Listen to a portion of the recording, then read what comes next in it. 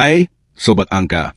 Pernah nggak sih kamu ngerasa gaji kamu udah naik, tapi hidup tetap seret? Bayar kos makin mahal. Makan siang sekarang nyaris 2 kali lipat dari tahun lalu. Padahal kamu nggak liburan, nggak belanja barang mewah. Tapi tiap akhir bulan, dompet tetap kempes. Saldo rekening kayak ngilang entah kemana. Kenapa bisa gitu? Apa kita salah ngatur uang?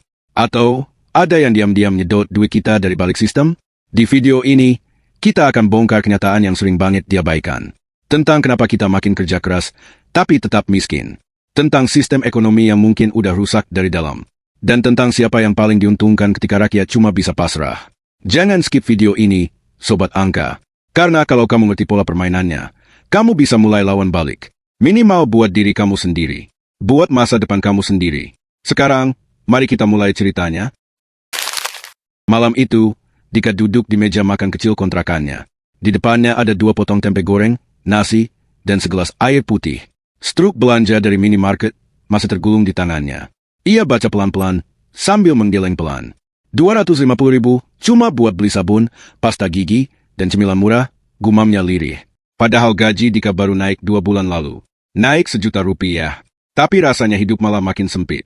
Ia buka dompet, hanya ada 2 lembar 50.000 yang tersisa. Tanggal di kalender udah masuk tanggal 25. Masih 5 hari lagi ke gajian berikutnya. Di luar, suara motor lewat, suara tukang bakso juga. Tapi Dika nggak bisa beli malam ini. Dompetnya sepi, meja makannya juga. Sambil memandangi struk itu, Dika ngomong sendiri. Katanya gaji naik bikin hidup lebih tenang. Tapi kok gue makin sering nyari pinjaman? Ia terdiam sejenak. Lalu tangannya meraih ponsel. Ia buka aplikasi e-wallet. Saldonya tinggal 6.700 perak. Dia coba senyum, tapi gagal. Gue kerja keras tiap hari. Gaji gue nggak kecil. Tapi kenapa ya, gue ngerasa nggak maju-maju? Pertanyaan itu menggantung di udara. Di kamar sempit dengan lampu remang, Dika ngerasa seperti sedang hidup di sistem yang menelannya pelan-pelan. Tapi malam ini, dia nggak cuma mengeluh. Dia mulai bertanya, apa sebenarnya yang bikin hidup makin mahal padahal gaji juga naik? Dan disitulah kisah ini dimulai. Besok paginya, Dika berangkat kerja seperti biasa. Naik motor tua yang sudah 3 kali mogok minggu ini. Di lampu merah, ia lihat papan harga bensin yang baru saja naik Rp1.000 per liter. Bensin naik lagi, padahal gaji baru naik dikit. Ia menghela napas, lalu jalan pelan di tengah kemacetan kota. Sampai kantor, Dika duduk di meja dan langsung buka browser. Bukan buat kerja, tapi buat cari tahu, kenapa hidup makin mahal? Di layar muncul satu kata, inflasi. Dika baca pelan-pelan. Inflasi itu kenaikan harga barang dan jasa secara umum, dan itu terjadi hampir tiap tahun. Tapi ada satu kalimat yang bikin dia berhenti membaca. Inflasi bisa menggerus daya beli masyarakat. Daya beli, artinya, walaupun kamu punya lebih banyak uang, nilainya makin kecil. Uang 1 juta di tahun 2015 bisa beli banyak hal. Tapi uang 1 juta di 2025 cuma cukup buat hidup hemat seminggu. Dika mulai sadar, masalahnya bukan di dirinya. Masalahnya ada di sistem yang bikin harga naik terus. Sementara kenaikan gaji nggak pernah bisa mengejar. Saat makan siang, Dika ngobrol sama temannya, Niko. Gue naik gaji 1 juta, tapi kayak nggak berasa. Malah makin boros, kata Dika. Niko nyengir. Karena semua ikutan naik, bro. Gaji lu naik, tukang nasi padang juga tahu. Harga rendang dinaikin. Belum ongkos Gojek, listrik, dan cicilan HP. Gaji naik cuma bikin lo pindah dari kelas susah ke kelas susah plus. Dika tertawa kecil, tapi getir. Berarti kita cuma digiring buat merasa senang sesaat. Padahal nggak pernah benar-benar lepas dari tekanan hidup ya. Niko mengangguk. Dan tiba-tiba Dika merasa, selama ini dia terlalu sibuk kerja. Sampai lupa memeriksa sistem tempat dia hidup. Dia mulai curiga, kalau semua orang di sekitarnya ngerasain hal yang sama. Mungkin ini bukan soal pribadi. Mungkin ini soal ekonomi kita yang sakit. Sobat Angka, kamu juga ngerasa kayak Dika? Gaji naik, tapi hidup tetap mepet? Kalau iya, berarti kamu nggak sendirian. Dan kamu wajib ikuti kelanjutan cerita ini, karena akan makin terbuka siapa yang sebenarnya untung.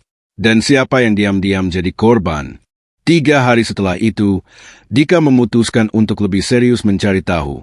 Ia mulai nonton video, baca artikel, sampai dengerin podcast soal ekonomi.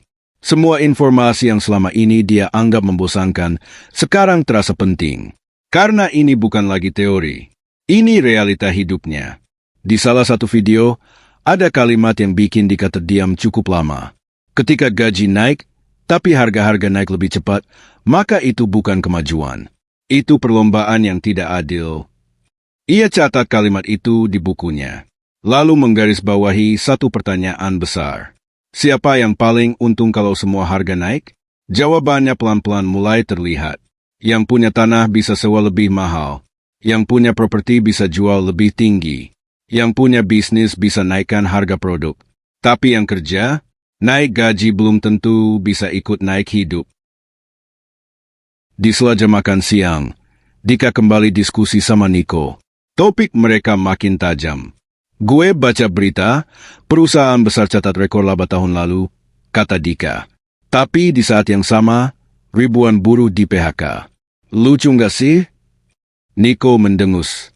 Bukan lucu, bro. Brutal? Karena sistem ini emang dibangun biar yang punya modal makin berkuasa. Kita yang cuma punya tenaga, ya dibayar secukupnya.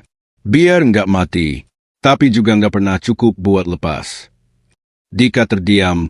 Jadi kaya dipelihara dalam kemiskinan, ya, lebih ke dijaga supaya tetap sibuk. Biar nggak sempat mikir, nggak sempat nanya, kenapa gaji naik tapi nggak bikin hidup lebih baik. Di luar, matahari bersinar terik.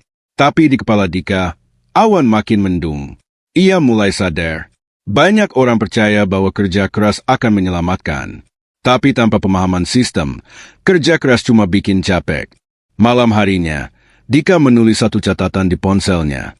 Kalau sistem ini dirancang bukan buat menyejahterakan semua, maka kita harus mulai buka mata. Karena kalau tidak, kita akan terus merasa gagal, padahal sebenarnya sedang dikerjai. Sobat angka, pernahkah kamu berpikir, mengapa kita dibentuk untuk percaya bahwa semua ini normal? Bahwa naik harga adalah hal biasa? Padahal, bisa jadi ini bukan sekadar ekonomi, tapi bagian dari pola pengendalian yang lebih besar.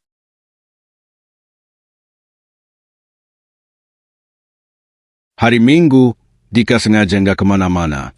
Ia buka laptop, buka catatan-catatan, dan mulai menyusun benang merah dari semua yang dia pelajari seminggu ini.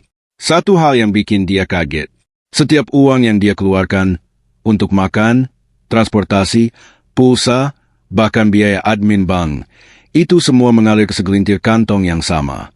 Yang kaya, yang punya jaringan, yang pegang sistem. Uang gue kerja keras tiap bulan. Tapi akhirnya malah kerja buat ngasih untung ke orang-orang yang bahkan gak tahu gue siapa. Gumamnya pelan. Ia ambil kalkulator. Hitung pengeluaran bulan lalu. Cicilan motor. Tagihan listrik. Bayar BPJS. Langganan aplikasi. Belanja mingguan. Total pengeluaran 4.250.000. Lalu dia lihat slip gaji, 5.300.000. Sisa, 1 juta lebih sedikit. Dan itu pun kadang udah habis sebelum akhir bulan. Gue kerja 8 jam sehari, 6 hari seminggu. Tapi nyisa cuma segini. Lalu, yang nikmatin hasil kerja keras gue siapa? Ia lihat lagi daftar pengeluaran. Banyaknya ke perusahaan besar, ke sistem yang sudah mapan. Dika mulai paham. Uangnya bekerja keras, tapi bukan buat dirinya. Dan dia sadar, sebenarnya, masyarakat kelas bawah dan menengah ini bukan cuma pekerja keras. Kita juga adalah konsumen paling loyal dari sistem yang menyedot tenaga dan uang kita terus-menerus. Saat malam tiba, Dika menelepon ibunya di kampung. Ibu masih bisa nabung dari uang pensiun. Ya, alhamdulillah, tapi makin susah. Dulu belanja 100.000 bisa dapat 1 kresek penuh. Sekarang, paling cukup buat 2 lauk. Dika terdiam. Ternyata bukan cuma dirinya. Bahkan orang tua pun sekarang harus lebih hemat meski hidup mereka jauh lebih sederhana. Dan satu pertanyaan mulai terngiang dalam benaknya. Kalau uang kita nggak cukup buat hidup wajar hari ini, apakah itu karena kita malas? Atau karena kita sedang ditahan untuk tidak pernah cukup? Sobat angka, kalau kamu selama ini terus berusaha tapi tetap merasa tertinggal, mungkin kamu bukan gagal. Mungkin kamu justru sadar lebih cepat. Karena sistem yang kelihatan normal ini bisa jadi sedang memeras kamu perlahan. Senin pagi, Dika duduk di halte bus, menunggu dengan wajah kosong. Di sampingnya, seorang bapak parubaya sedang membaca koran. Judul utamanya besar-besar. Pemerintah naikkan target pertumbuhan ekonomi, rakyat optimis. Dika menoleh, bapak itu nyeletuk, ekonomi naik, tapi dompet saya nggak ikut. Dika tersenyum kecil. Mungkin karena ekonomi yang naik itu bukan ekonomi kita, Pak, jawabnya. Sepanjang perjalanan ke kantor, Dika merenung.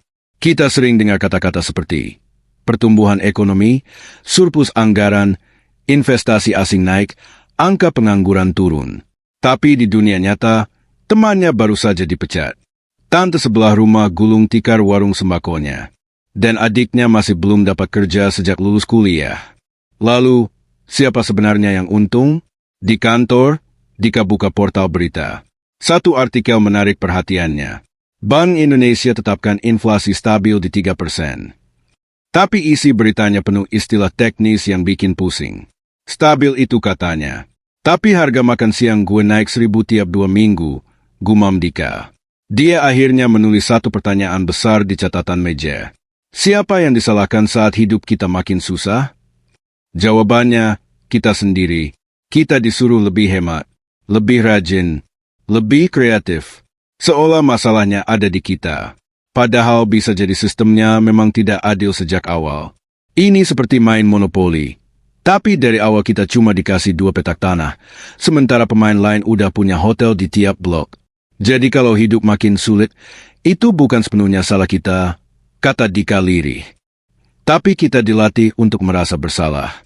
Biar nggak banyak protes. Sobat angka, seberapa sering kamu menyalahkan diri sendiri karena gajimu cepat habis? Karena belum punya rumah? Karena belum bisa bahagiain keluarga? Sekarang saatnya berhenti menyalahkan diri sendiri. Karena bisa jadi kamu bukan salah arah, kamu cuma ditaruh di jalur yang salah sejak awal. Malam itu, Dika duduk sendirian di warung kopi pinggir jalan. Pikirannya masih berputar soal ekonomi, harga-harga, dan kenapa hidup terasa seperti lomba yang tak bisa dimenangkan. Ia perhatikan sekeliling. Banyak orang duduk, main HP, beberapa tertawa, sebagian termenung. Semuanya tampak sibuk menjalani hidup, tanpa tahu mereka sedang dijalankan. Ia lalu buka video dokumenter di ponselnya. Topiknya, kekuatan oligarki. Di balik kebijakan ekonomi yang kita kira netral, ada kekuatan besar yang bergerak diam-diam. Mereka bukan cuma pebisnis, tapi juga pengendali aturan. Dika menatap layar, hening. Ia ingat saat BBM naik, saat pajak bertambah, saat utang negara melonjak. Semua terjadi begitu cepat, tapi rakyat cuma bisa terima. Ia mulai menyadari, kita hidup dalam sistem yang dirancang oleh segelintir orang, untuk menguntungkan segelintir orang. Dika lalu ketik satu catatan baru. Yang kerja keras adalah kita. Yang bertahan di antrean adalah kita. Yang bayar pajak adalah kita. Tapi yang buat putusan bukan kita. Keesokan harinya di kantor, Dika ajak Niko diskusi lagi. Kali ini lebih serius. Menurut lo, siapa yang bikin semua ini terasa kayak jebakan? Tanya Dika. Niko menatap sejenak. Gue nggak bisa tunjuk nama. Tapi pasti bukan lo, bukan gue, bukan orang-orang di halte, bukan juga ibu-ibu di pasar. Mereka yang ngatur, nggak pernah antre, nggak pernah takut tanggal tua, dan nggak pernah ngerasain Indomie seminggu berturut-turut. Dika mengangguk pelan. Berarti, solusi dari semua ini bukan cuma kerja lebih keras, tapi sadar lebih cepat. Sobat angka, kamu harus tahu. Dunia ini bukan cuma tentang siapa yang paling rajin, tapi siapa yang paling cepat sadar bahwa dia sedang dijalankan. Channel ini bukan buat bikin kamu takut, tapi supaya kamu siap buat melawan kebodohan yang dipelihara. Siap buat melek dari sistem yang memaksa kita untuk diam. Hari Minggu sore, Dika kembali ke rumah orang tuanya di kampung. Udara lebih sejuk, suara motor lebih jarang, tapi kekhawatiran tetap sama. Ibunya menyambut dengan senyum lelah. Di meja makan, lauknya sederhana, tempe goreng, sayur lodeh, dan ikan asin. Dika menatap piringnya. Satu sisi, ini makanan yang membesarkan dia sejak kecil. Di sisi lain, ini pengingat bahwa dari dulu, tak banyak yang berubah. Ibu senang kamu pulang, kata ibunya. Walau kamu sekarang kerja, ibu tahu kamu masih banyak mikir. Dika tersenyum. Iya, Bu. Soalnya makin kesini, makin sadar, ternyata hidup itu nggak semudah kerja keras dapat hasil. Malam harinya, Dika duduk di beranda. Ia buka catatan ponselnya. Lalu menulis satu kalimat pendek. Bangun pagi, kerja, capek, tidur, ulang lagi. Itu bukan hidup, itu bertahan. Tapi di akhir kalimat, Dika tambahkan satu baris penting. Dan kita bisa lebih dari itu, asal kita mau melek. Ia sadar, tidak semua orang bisa langsung keluar dari sistem. Tapi setidaknya, kita bisa mulai dari satu hal, kesadaran. Kesadaran bahwa kita sedang dijalankan. Kesadaran bahwa angka-angka di berita bukan cermin kehidupan nyata. Dan kesadaran bahwa kita harus berhenti menyalahkan diri sendiri. Lalu mulai mencari tahu siapa yang diam-diam merampok hidup kita. Sobat angka, kamu sudah nonton sampai akhir. Itu artinya, kamu bukan orang biasa. Kamu haus akan jawaban. Kamu tahu ada yang janggal, dan kamu berani mencurigainya. Di channel Angka Ganjil, kita akan terus mengangkat suara dari yang tak terlihat, membongkar sistem yang diselimuti jargon, dan membuka mata kita semua, bukan cuma dompetnya. Jangan biarkan video ini berakhir begitu saja. Subscribe sekarang, dan jadilah bagian dari orang-orang yang berani berpikir berbeda. Karena di dunia yang terus membingungkan ini, asumsi tak selalu selaras dengan angka.